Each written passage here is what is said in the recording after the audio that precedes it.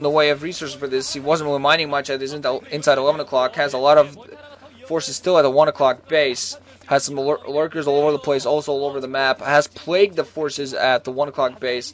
But go.go still managing to keep contingents of forces all over the place. Savior again going to try to go for the 9 o'clock position. Still going to try to go for bases. Has an Ultralisk alongside Kraken's moving out towards those plagued forces. Are going to be able to take those down. Savior doesn't have too many Ultralisks yet, though, so not going to be as useful as they will once he gets a large number. He's just getting some of his Ultralisks to act as useless tanks. As soon as the Ultras are in a large number, they become a very powerful tank force and really manage to block for those Zerglings and do a lot of damage.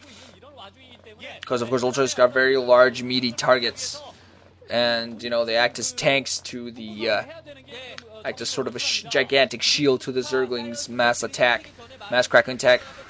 Also, what I find Savior hasn't done very well, he hasn't really killed a lot of science vessels. go.go has had science vessels all over the place. Now it's 4 science vessels. I've yet to see Savior kill a single science vessel. Just irradiating everything. You really don't want to allow as a Protest player to do, turn player to do that. go.go at this point has weapons 3 and armor 1, running again, canceling out the 9 o'clock base. And Savior really just not managing to do too much.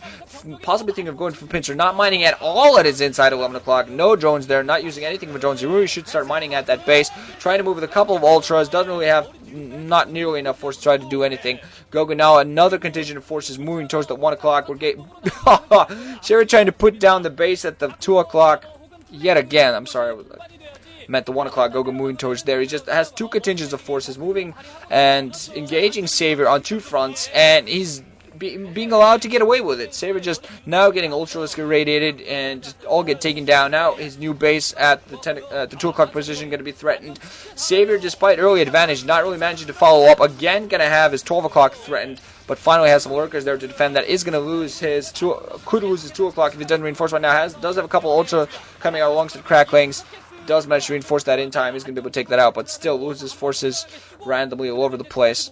Really needs to start getting some mining up. I'm still surprised he hasn't gotten any drones for his inside 11 o'clock. Not really mining at all. go.go again going to move towards this 2 o'clock base. Just irradiating Ultralisks. Darkstorm coming up, but not really going to help when the go.go has so many forces in the air. Savior just trying to continue to do it with those Zerglings. And go.go has established his inside 5 o'clock. And Savior's done no damage whatsoever to that. I think he should be able to send possibly some forces towards that position, take some of those out. Savior really needs to start... is going to go towards a command center that's been put down by go.go. They're built there to possibly take another base. He's going to take down go.go. It does have a counterattack ready for him, though, at the 2 o'clock base. Savior moving in with the Cracklings, not going to have enough to take it out. go.go is going to clean up, and now going to move towards the 2 o'clock base. Has far too many forces. Has so many forces on the ground all over the place. Savior going to lose his 2 o'clock base, and it's just a horrible position for him at this point, I believe. Savior now behind, not really mining much at all. He has bases all over the place, but it's like he's using them for production hatcheries, not building any drones. Now going to move out towards this. Does manage a beautiful plague against those Marines. Going to force himself out with those Ultras, but all those science vessels just flying out, helping the forces on the ground to start irradiating all those Ultralisks. And when you have enough, when you allow Terran player to have enough science vessels that they can just irradiate your entire Ultralisk army, that's bad. That's very bad.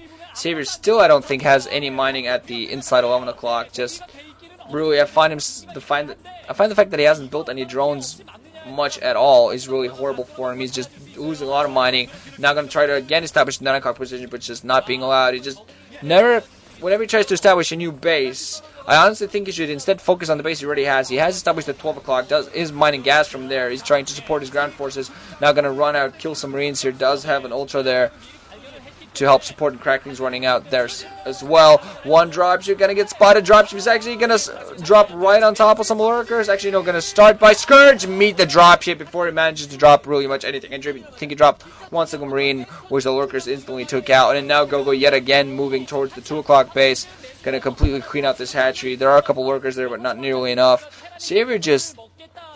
he could be playing so much better. He played so much better in the Lost Saga MSL, I believe. Putting down creep colonies at 12 o'clock base. There's nothing but science vessels there, but irradiating all the lurkers.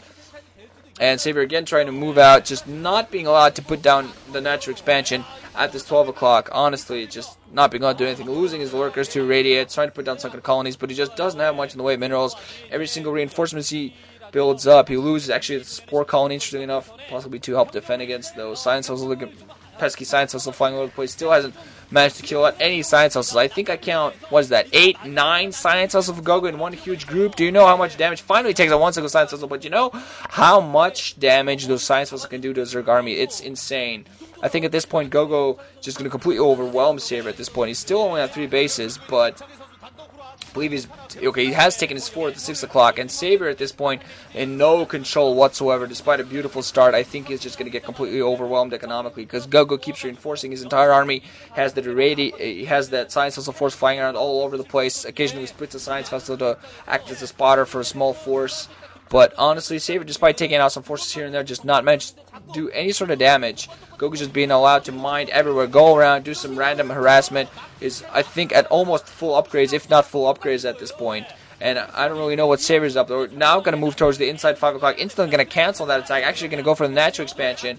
Maybe even for the main. Honestly, I think that might actually be a little bit of a mistake. He's going to try to go for production line. Has only an Ultra alongside a couple of Zerglings to do that. Not really going to be able to accomplish much. Does have a contingent of forces running towards the 6 o'clock though, but only a couple of Cracklings alongside Ultras. There is one single one single tank helping out. All those forces are going to get taken out, so he is going to be able to do some damage at the 6 o'clock. And go.go is at 3 of 3 upgrades indeed. Saber does have, I believe, mostly full upgrades. Actually, I'm not sure. I think he's a little bit behind in weapons. Only weapons 2 upgrades, I believe, at this point. But Saber doesn't really have much in the way of mining. Is being forced to finally use some of his newer bases for mining. Still running around with a lot of forces. Does have a lot of forces. Now actually catching go.go a little bit off guard, possibly. Is moving force towards the natural expansion. go.go, meanwhile, has forces moving towards the cool clock, which Saber's trying to delay. Does have some lurkers there buried. Scans goes off, though. Not really too much, but Saber moves towards the natural expansion. There are tanks and SCVs just running around idly, not doing anything. Try to block and harass. Submarines and firebats actually running out as well. Saber trying to engage with his ultras, but getting irradiated and taken out. Doesn't have Cracklings. Cracklings moving in far too late to help support. Ultras getting taken down. go.go yet again going to go towards the 2 o'clock base. No Sunkens there to help. No forces at all. Nidus Canals not being too effective. Saber trying to take out the natural expansion. Does manage to plague all the forces moving towards his 2 o'clock base. Does lose that base. But with that plague, I think he'll be able to clean up. But still, those science vessels, such an effective force for go.go. Both forces running around all over the place doing damage. Saber is going to clean out the contingent at the 1 o'clock. Now going to run down some SCVs. So he did, I think, manage to neutralize the 6 o'clock. And GG coming in from go.go. go.go actually GG's once he saw that he lost all of his army.